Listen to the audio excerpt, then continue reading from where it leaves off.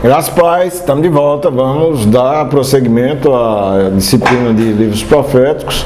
E hoje nós vamos estar abordando Daniel e Ezequiel, mais dois livros bem importantes, dentro da linha dos profetas maiores, e a gente vai explicar essa nomenclatura de profetas maiores e menores, para que vocês possam entender por que profetas maiores e por que profetas menores, tá bom?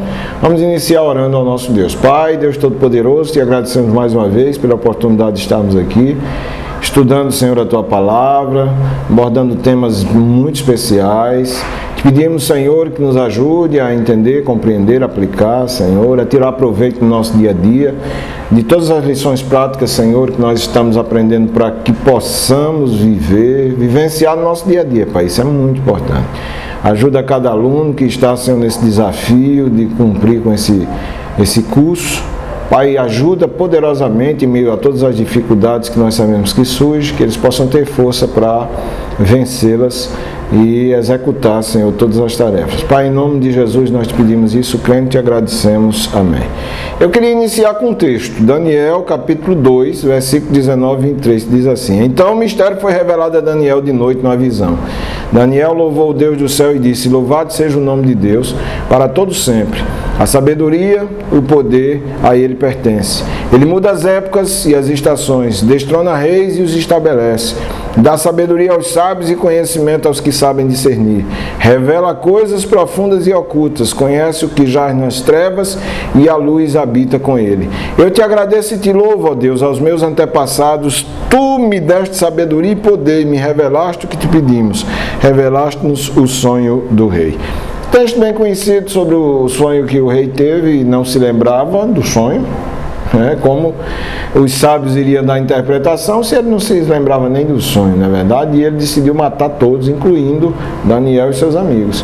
Daniel pediu um tempo, orou a Deus e Deus, pela sua misericórdia, revelou. Por quê? Porque Deus é o Deus Todo-Poderoso, aquele que sabe todas as coisas, aquele que é onisciente. Então ele poderia dar essa revelação e ele deu essa revelação a Daniel. Ele não só deu a revelação de Daniel do sonho que o rei tinha sonhado, como a interpretação do sonho. Então veja como o nosso Deus é poderoso, e ainda tem muitos cristãos que não entendem isso, não compreendem isso, vivem uma vida às margens do verdadeiro evangelho e do verdadeiro Deus deste evangelho.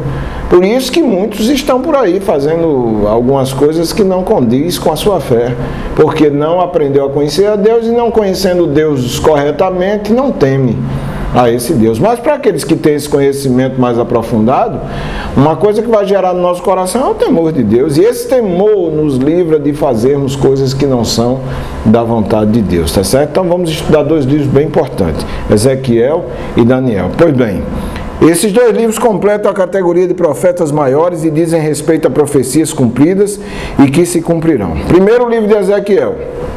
Qual é o contexto histórico desse livro de Ezequiel? Ezequiel se destaca junto com Daniel por ter exercido seu ministério fora da Palestina, exercendo a função de sacerdote junto aos exilados judeus, dos quais era conselheiro. Vai desde a sujeição de Judá à Babilônia, né, até o cativeiro, proferindo julgamento sobre muitas nações que rodeavam Israel por causa da violência contra essa nação e o santuário de Deus. Espiritualmente, Israel vivia sem rei, sem país, sem templo, se reunindo apenas na casa de Ezequiel para aconselhamento e vivendo uma vida religiosa inoperante. Essa era a condição histórica de Israel no tempo das profecias de Ezequiel, que profetizava para as nações que estavam ao redor, porque as nações que estavam ao redor, inimigas de Israel, elas estavam exultando com a desgraça de Israel. Mas elas nem entendiam, nem percebiam que tudo que estava acontecendo com Israel era algo especial da parte de Deus, era uma correção da parte de Deus. Deus não havia abandonado o seu povo, muito pelo contrário. Estava levando o seu povo para o cativeiro para que o seu povo pudesse ser corrigido de uma vez, arrependendo-se em seus corações, pudesse restaurá-los à sua terra, como a gente vai ver isso lá na frente, durante o momento que nós estamos estudando cada um desses profetas. Então isso é importante. No contexto histórico de Ezequiel, você vai perceber, tá certo, essas entrelinhas de toda essa situação que o povo de Israel estava passando por causa do cativeiro. Quais são então as contribuições do livro de Ezequiel? Primeira delas, profeta com muitos audiovisuais. Nenhum outro profeta fez tanto uso da linguagem figurada como Ezequiel. Entre as visões e revelações podemos destacar uma, a parábola dos ossos secos. Está lá no capítulo 37, versículo 1 a 14, onde aqueles ossos, mesmo sem vida, representam a situação de Israel. Interessante demais, né? Como é que Deus pode fazer para restaurar uma nação? Aquele vale dos ossos secos está exatamente contextualizando toda a situação de Israel, a forma como Deus trabalha, né? Pegar um povo que estava morto espiritualmente, que estava como aquele vale de ossos secos, e de repente Deus restaurar a nação. Deus fez isso diversas vezes com Israel, né? Segundo as profecias bíblicas, vai continuar fazendo, porque a vinda de Cristo não só restaura a igreja, restaura Israel, porque, segundo Paulo, escrevendo lá em Romanos, Deus dos dois povos fez um, né? Igreja e Israel se tornou um só corpo em Cristo, né? Agora nós somos um só povo. Então vai haver uma restauração. Se houve para os gentios que estavam alheios às promessas de Deus, visto que o Messias tinha sido enviado para Israel, mas por causa da dureza do coração de Israel, esse evangelho passa para os gentios. Se nós, como diz Paulo, né, sendo zambujeiro, né, ramos não naturais, fomos enxertados na oliveira verdadeira, imagine Israel, que são ramos naturais, né?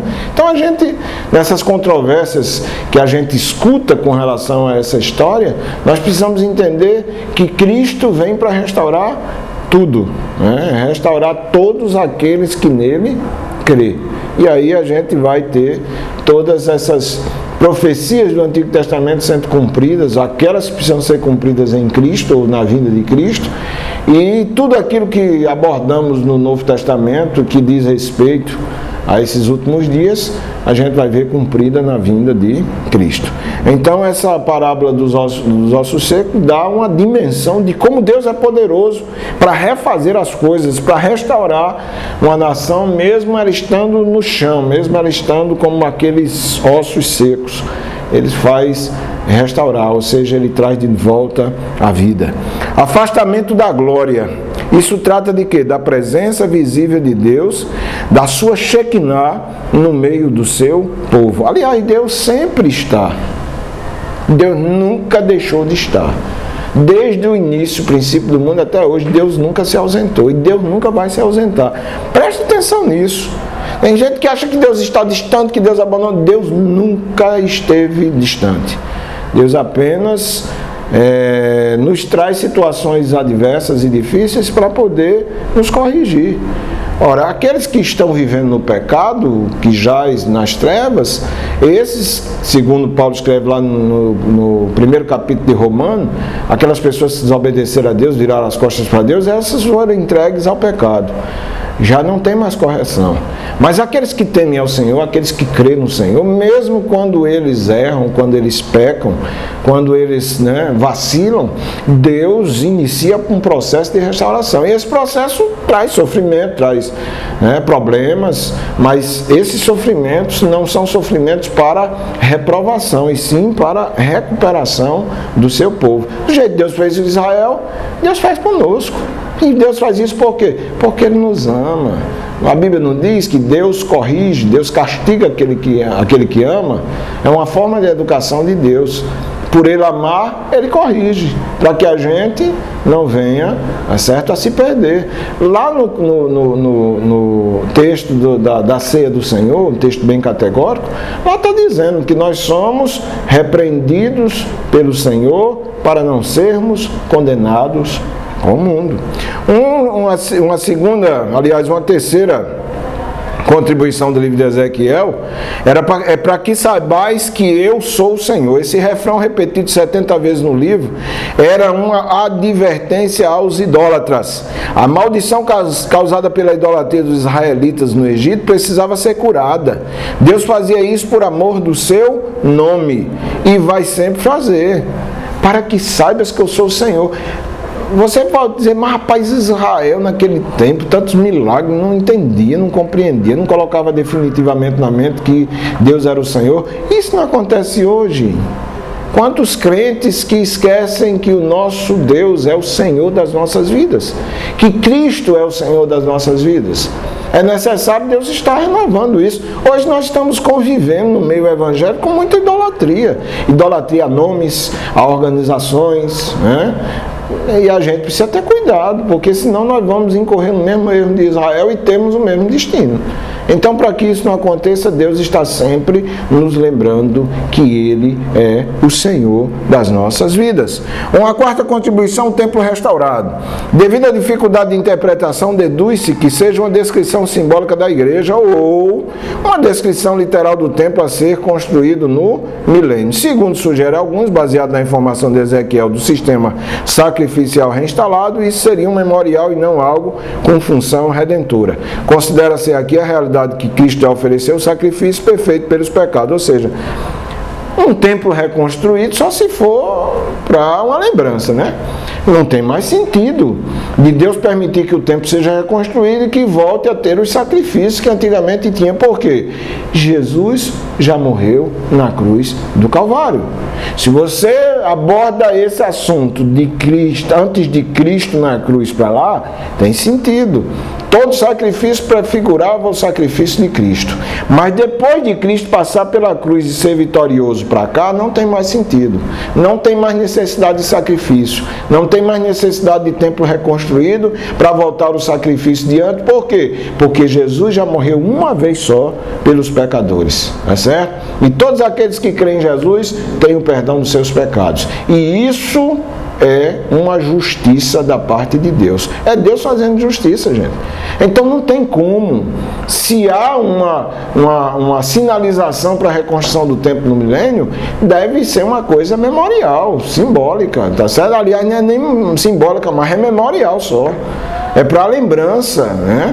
Porque na realidade não tem mais sentido. Cristo, o Cordeiro perfeito, imaculado, já ofereceu o sacrifício perfeito, aceito por Deus, no qual Ele derramou toda a sua ira contra o pecado na pessoa de Cristo como Cordeiro, e ali Ele resolveu a problemática definitivamente do pecado. E agora todos aqueles que creem em Jesus, consequentemente no seu sacrifício, estão sendo feitos filhos de Deus e estarão eternamente com o Senhor. Problema resolvido, tá certo?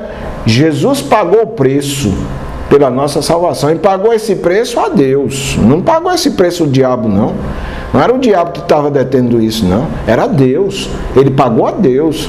Ele, no sacrifício na cruz, justificou toda a ira de Deus contra o pecado. E agora salva todos aqueles que nele crêem. Então isso é muito importante que a gente aprenda.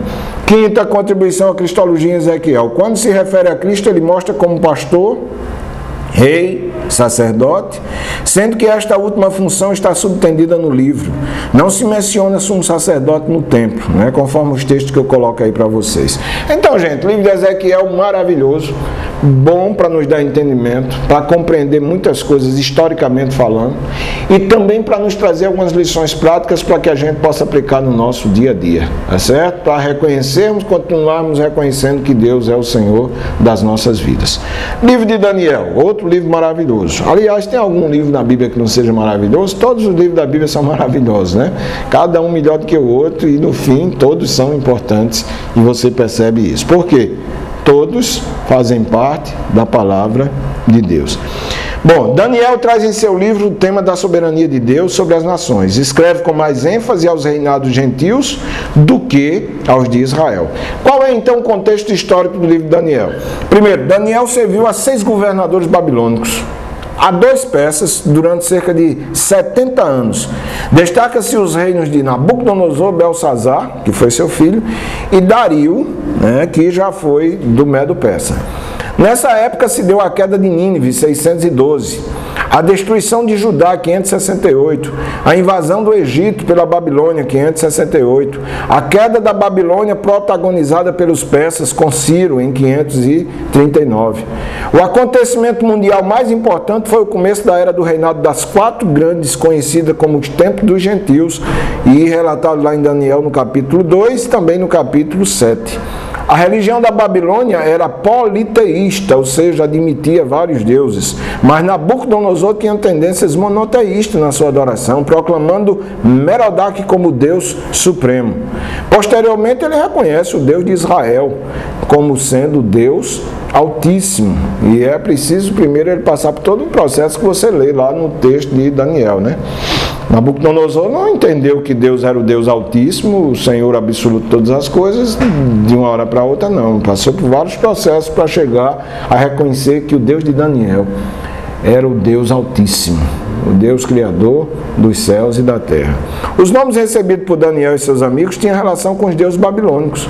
Daniel, que quer dizer Deus é meu juiz, passa a ser Beltesazar. Beltesazar. Tesouro de Bel, em referência ao Deus de Nabucodonosor. Ananias, que quer dizer Yahvé é misericordioso, passa a ser Sadraque, que alguns eruditos conjecturam ser uma alteração de Marduk ou Merodach, um deus protetor da cidade de Babilônia, cujo o rei adorava como Deus único. Misael, que quer dizer quem é como nosso Deus, passa a ser Mesaque, nome que não há explicação satisfatória quanto à origem dele. Alguns afirmam ser uma citação à deusa Sheshak. Isso é uma suposição apenas. Azarias, Deus é minha força, passa a ser Abdenego, servo do Nego, né? Servo de Nego, aliás, que é um dos deuses babilônicos. Dentro desse contexto é muito importante. Quando a gente fala desses jovens, a gente só fala ele pelos nomes que foram dados pelo rei da Babilônia, né? Sadraque, Mesaque e Abdenego. A gente só fala, nunca fala Ananias, Misael e Azarias. A gente sempre está falando nos nomes, né? Mas é bom que a gente exercite os nomes originais dele, que diz respeito à exaltação do nosso Deus, né? Por isso Daniel, né? Ezequiel, todo nome terminado em El é um termo que fala de Deus, né? Elohim, se lembra? E o El vai transferir. Por isso que toda tradução de nome que tem El vai aparecer o nome Deus, né? Então a gente viu isso aqui nesses exemplos que a gente colocou aqui. Quais são então as contribuições do livro de Daniel? Primeiro, contribuição profética. A mais importante foi ter colocado o programa profético divino dentro de um sistema cronológico, dando ênfase aos tempos dos gentios e às 70 semanas de Israel. Olha, Daniel, ele vai organizar as ideias proféticas. Ele vai dar um sentido às coisas, ele vai colocar as coisas em ordem cronológica. E aí ele fala de 4 reinos e ele vai elaborando esse esboço desses reinos. E a gente hoje, lendo Daniel e sabendo da história do mundo, a gente identifica, né? Nós estamos vivendo o tempo do fim. Para os escatológicos, né, das 70 semanas de Israel, 69 foram cumpridas, falta só uma semana que muitos identificam como sendo a grande tribulação. Para o pré-tribulacionista, né, o dispensacionalista, ele vai dizer que a grande tribulação é a última semana de Israel que precisa ser cumprida. Então tem suas controvérsias, claro, a gente já estudou um pouquinho, né, de escatologia, a gente sabe que há muitas controvérsias. Mas essa contribuição profética do livro de Daniel é muito importante. Se você puder, gaste um tempinho lendo Daniel, veja, elabore bem, faça uma leitura organizada, para que você possa aprender um pouquinho da história, né, da história profética através do livro de Daniel, de como se decorreu todos os reinos e de como se decorre esse reino atual e definitivo, aliás, e último, né, definitivo, só o reino de Deus. O reino de Deus, sim, esse vai ser para sempre. Por enquanto, estamos nos reinos dos gentios e vai ter fim. Mais cedo ou mais tarde isso acaba. Esse mundo que agora caminha para o juízo, está lá no livro de Pedro. Está reservado para o fogo, para o juízo de Deus, né? Não adianta querer dizer, vamos salvar o mundo. Não, ninguém vai salvar o mundo. Jesus morreu para salvar todo aquele que crê. Se você pregar o evangelho, muitas pessoas vão crer e vão ser salvos em Cristo e estarão no reino de Deus. Tá certo? E aqueles que não crêem serão condenados segundo as Escrituras. E esse mundo aqui vai ser destruído. Haverá um novo céu e uma nova terra onde vai habitar a paz e a justiça no reino de Deus. Tá bom? Nunca perca esse foco, em nome de Jesus. Segunda contribuição do livro de Daniel. Objetivo prático de Daniel. As profecias do livro não são para promover o misticismo, mas para fortalecer o caráter. De forma esmerada, Ele registra com uma vida pura, com estudo bíblico e persistente oração, constitui o manancial de onde ele recebeu as visões de Deus. Ou seja, Daniel não recebeu visão de Deus de qualquer jeito, não. Daniel era um homem de oração, Daniel era um homem devotado a Deus, Daniel era um homem ético, Daniel era um homem cuidadoso, era temente ao Senhor. Por isso que Daniel tinha uma comunhão com o Criador maravilhosa, profunda. E ele recebia muitas revelações de Deus porque ele estava em contato direto com Deus. Ele fazia questão de ter essa comunhão com o seu Criador de forma bem acentuada. Não é de qualquer jeito. Hoje tem muitos profetas por aí profetizando, e a igreja, algumas igrejas, aliás, alguns crentes pertencentes à igreja até recebem essas profecias, né? E algumas vezes até profetadas, de gente que tem uma vida totalmente desconcertada. São homens e mulheres de Deus, tem uma vida completamente desconcertada. Não vale a pena, gente. Não vale a pena. Nós precisamos entender que a vida de um verdadeiro homem de Deus, de uma verdadeira mulher de Deus, ela tem que ser compatível com aquilo que ele prega. É certo? Nós pregamos a Deus, nós pregamos santidade, nós pregamos justiça, nós pregamos correção, e nós temos que ter a nossa vida sendo exercida na sua função dentro desse contexto. Se eu prego amor, eu tenho que amar. Se eu prego justiça, eu tenho que ser justo. Se eu prego santidade, eu tenho que me separar para Deus, porque isso é santidade. Então, Daniel tinha uma vida exemplar, por isso que era um profeta muito usado por Deus. Terceira contribuição, cronogramas proféticos. O tempo dos gentios, Daniel 2, com a estátua e depois com os 4 animais e com as 70 semanas de Israel. Aí, Daniel vai formando esse cronograma profético para identificar em cada uma dessas figuras os reinos que nós acabamos de falar. Quarta contribuição, a apresentação do anticristo como um pequeno chifre, capítulo 7, versículo 8 e 11, como o rei no tempo do fim, capítulo 11, versículo 36 e 40. Não vamos falar muito sobre essa questão do anticristo não, que há muita polêmica, né? A gente já tentou identificar isso lá na disciplina da escatologia, só você voltar lá, rever aquela matéria para você entender. A apresentação do anticristo, ele vai apenas revelar como existente. Quinta, a apresentação de Cristo como a pedra cortada sem auxílio de mãos, como filho do homem e como Messias. São termos que a gente identifica, tá certo? A pedra cortada sem auxílio de mãos, lembra lá da figura da estátua apresentada por Daniel? Essa pedra que é cortada sem auxílio de mãos diz respeito a Cristo. Como filho do homem, a gente identifica isso no Evangelho, como Messias. Acabamos na aula anterior, falamos sobre Isaías, que falava de uma forma bem enfática sobre o Messias, e a gente identifica o Messias com Cristo. Então, concluindo, tá certo?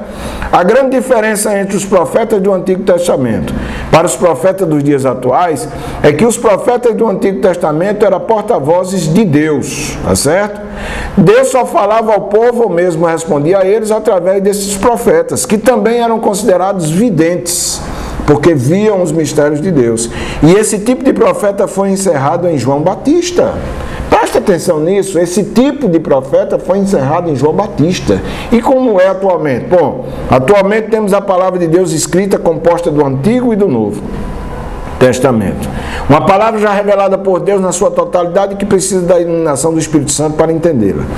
Hoje um profeta é todo aquele que prega essa palavra sob a direção do Espírito Santo. Esta hoje é a nossa profecia maior, e tudo que for dito que não está em concordância com ela deve ser rejeitado. Então, atualmente, você identifica um profeta de Deus na vida daquele que está pregando a palavra. A palavra de Deus é a palavra revelada de Deus. Não precisa mais revelar nada. Tudo que Deus quis revelar, colocou na sua palavra. A palavra de Deus já é uma palavra revelada. Agora, para entendê-la, você precisa do Espírito Santo. Se você tem o Espírito Santo, ele vai iluminar a sua mente e você vai compreender. E uma vez compreendendo, você prega, você ensina essa palavra. E você é um profeta diante de Deus, profetizando a profecia maior que é a palavra de Deus. E isso não exclui, tá certo? Deus falar diretamente para nós, trazendo algum segredo do nosso coração, nos estimulando a concertos e etc. Isso pode acontecer e acontece. E ainda vai continuar acontecendo. Mas isso é a exceção. A regra regra maior da profecia hoje é a pregação da palavra de Deus. Tudo que você necessita está na palavra de Deus, tá bom? Que Deus nos abençoe, que Deus nos guarde. Até a próxima aula, se Deus assim nos permitir, em nome de Jesus.